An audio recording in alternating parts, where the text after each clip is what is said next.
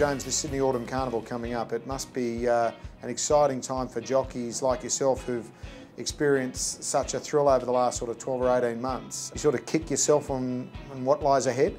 Yeah, for sure. It's really looking forward to this carnival. It's going to be very big, and we've got some nice horses to steer around, and hopefully snag one or two or three.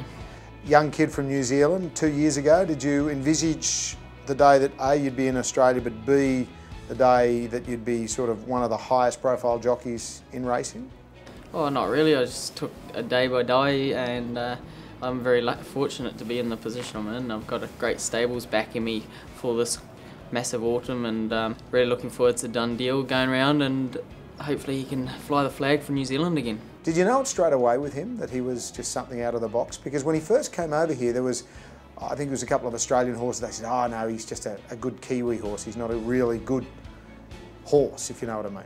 He's always shown promise. He come from last on his debut run and won it at Ellerslie as a 2-year-old, and not many can do that in their first start. So Murray always thought he went really well, and then he come over here and just got up and just beat ordinary horses, and he just kept progressing in the right direction, and he got that elusive Group 1 in the Spring Champion, beating a very good horse of Gaze, and then it skyrocketed from there. And it's a Dundee race to the front at the 200-metre mark. This is an exercise gallop. He's moving away for one of the most impressive wins you'll ever see in the Derby. It's a Dundee, and a hand canter wins it by 5 lengths. As it stands now, you've got the second favourite in the Derby, the favourite in the Queen Elizabeth, and the favourite in the Doncaster.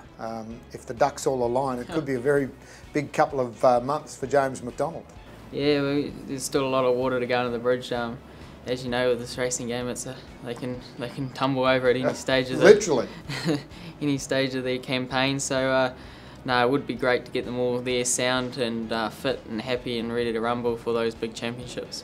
And post the carnival, are you going to sort of stay linked with John O'Shea? Yeah, John's been fantastic, as everyone knows. He's been the main supporter, and as a kid from New Zealand, him and Bryce got me over, and it's gone from there. So my loyalty does stay with John. He's a fantastic trainer, and look, if he gives me the opportunities of riding a couple now and then for his new stable and his new role, I'll be much looking forward to being part of it.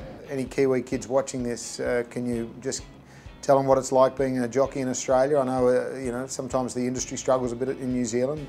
Would you be saying stick with it and get over here as soon as you've got some time and some inclination? Yeah, for sure. It's look, it's very competitive, so I feel I did the right thing by being patient and staying in New Zealand for a good part of my apprenticeship and learning the ropes. I think hardest racing scene in the world. These Australian jockeys are incredible. The trainers, horse flesh, it's just amazing. So don't rush it, and just keep going with how they're going in their own part of the world. And you'll get there eventually. And if you had one wish this autumn, what would it be?